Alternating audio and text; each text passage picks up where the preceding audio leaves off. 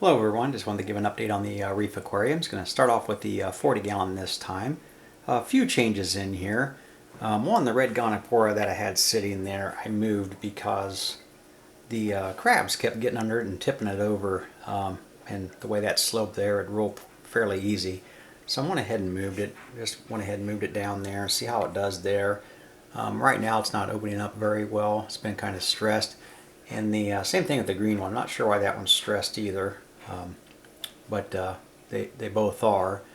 It does look a little cloudy in here because I haven't cleaned my glass for about a week, and the reason why is I went ahead and put 3 of the fish in here from the QT tank, and there is the wrasse there. They're doing quite well.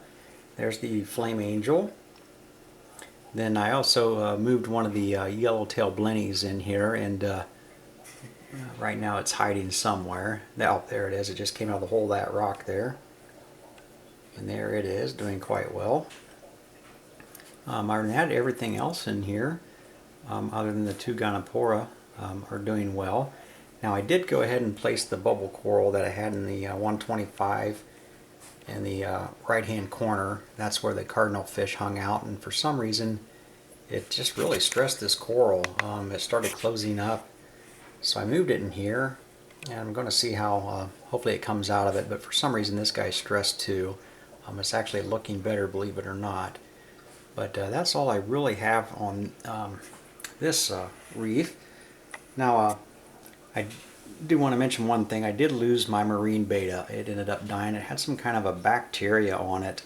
Its scales were actually just falling off, and first thought maybe it was flatworms or flukes.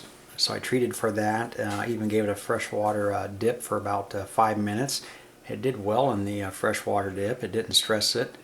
It put it back in the aquarium, and it did fine for about another 4 or 5 days. Then it just finally died. I'm not quite sure. I just could not get that to heal up. I tried other medicines just for bacteria, but unfortunately it died. So in place of it, what I got in the...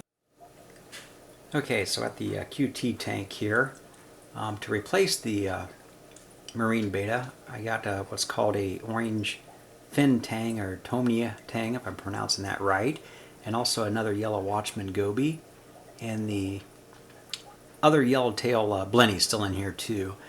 But the tang is back there. He's really shy right now. He's only been in here for a little over a week, almost 2 weeks, but a really nice one, decent size. There it is right there. So I'm hoping that these guys do well in here, and a couple more weeks in here, and I'll put them in the one of the reefs. I think I'm putting the tang in the 40 gallon for a while, and the yellow tail blenny will go in the 125, and the yellow watchman will go in the 40. But that's all I have on the QT here, and I'll take you to the 125. Alright, here we are at the 125 gallon reef. A few more changes in here, and what I did is another one of the fish stores I like to go to, about 35-40 minutes away from where I live.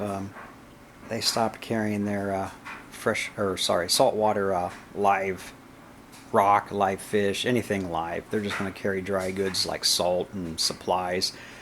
So that's unfortunate, but they did have a great sale, so I went ahead and bought a couple more pieces of live rock. There's some large pieces. See that nice big large piece across there? I eliminated those 3 smaller pieces. I just took them out completely. Then also there's another nice big piece under there. And these were some nice pieces, had some good holes in them, so I went ahead and put the bird's nest, fit right in one of the holes nicely. And I moved a few of the other corals around. I can see one there starting to slide a little bit. I'll have to get some more of the putty. I ran out of it, but get that anchor down a little better. Then everything else in here is doing fine. Other than that, the bubble coral I had to move out. Now, one thing I did do accidentally when I was moving the bird's nest, I accidentally fragged it. So a piece broke off. And you can kind of see down here. So what I did is I went ahead and fragged a couple more pieces. I actually wanted to frag a piece off of this one too, so I did.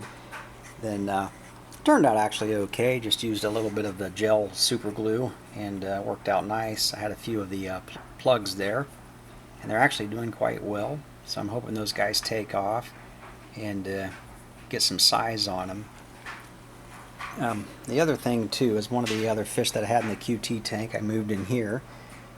As soon as I find it here, he's actually hard to find. There it is right there. The leaf fish, or sorry, filefish.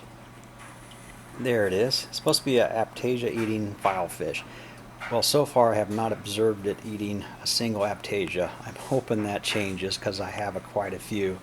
Actually, if you look in this zoanthid rock there, see all those Aiptasias? I'll have to get those out because they're really, you can see where it's irritating the zoanthids there. So I may have to get my Aiptasia X back in here and start helping eliminate some of these. You can also see quite a few back there too. I imagine there's probably, if you look behind there, there's probably 60 to 80 of those things. They're just all over back there. It's just hard for me to reach with that Aiptasia X. So I was really hoping this guy here would work on that. I'm not sure if anybody else has experience with these. They're supposed to be reef safe with caution. I've been keeping an eye on them. So far I haven't seen him pick at any other actual corals, the LPS or SPS or anything yet, so I'm hoping that does not become a problem. But that's all I have now, and I just want to thank you for watching another video.